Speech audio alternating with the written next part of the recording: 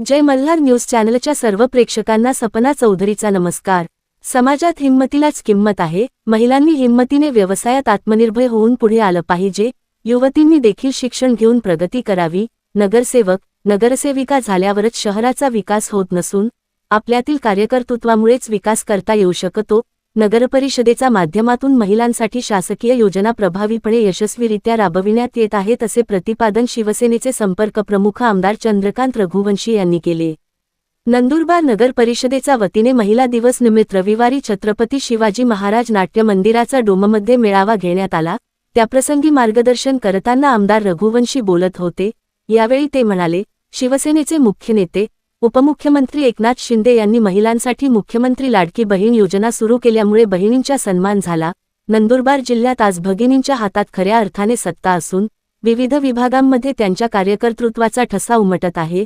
व्यासपीठावर नगराध्यक्ष सौ रत्ना रघुवंशी, उपनगराध्यक्ष प्रथमेश चौधरी, महिला व बालकल्याण सभापती शीतल वसावे, शिक्षण सभापती भावना गुरव, नगरसेविका मनकुवर गिरासे, सोनिया राजपूत, चेतना वळवी, ज्योती राजपूत, वैष्णवी राजपूत, रेखा चौधरी, वंदना साळुंखे, लेखाधिकारी वैशाली जगताप, पंडित दीनदयाळ उपाध्याय योजनेचा राष्ट्रीय शहरी उपजीविका अभियान व्यवस्थापक मानसी मराठे आदी उपस्थित होते।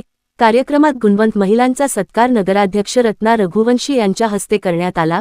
पंडित दीनदयाळ योजनेअंतर्गत राष्ट्रीय शहरी उपजीविका अभियानातील पालिकेचा 6 बचत गटांना 47,75,000 तर वैयक्तिक 7 लाभार्थ्यांना व्यवसायासाठी विविध बँकांच्या माध्यमातून आर्थिक सहाय्य करण्यात आले।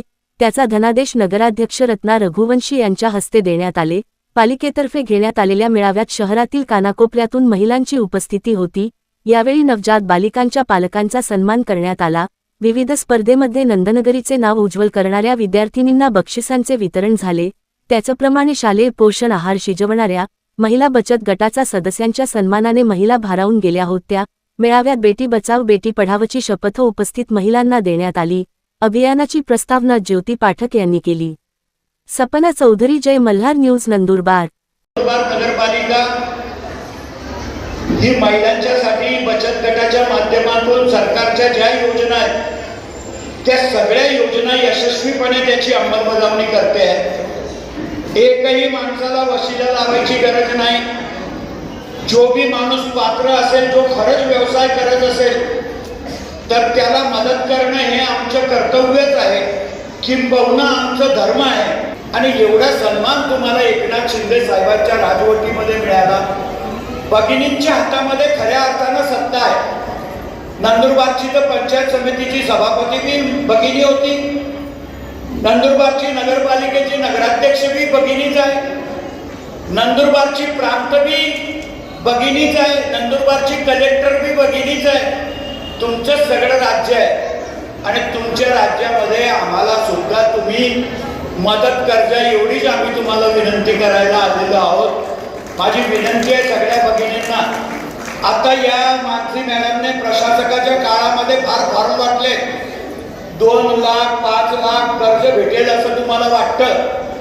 खरं म्हणजे नंदुरबार नगरपालिकेने शिक्का जरी मारून दिला, नगराध्यक्षाने सही जरी करून दिली, तरी सुद्धा बँक बघेल की तुम्ही खरंच व्यवसाय करतात की नाही।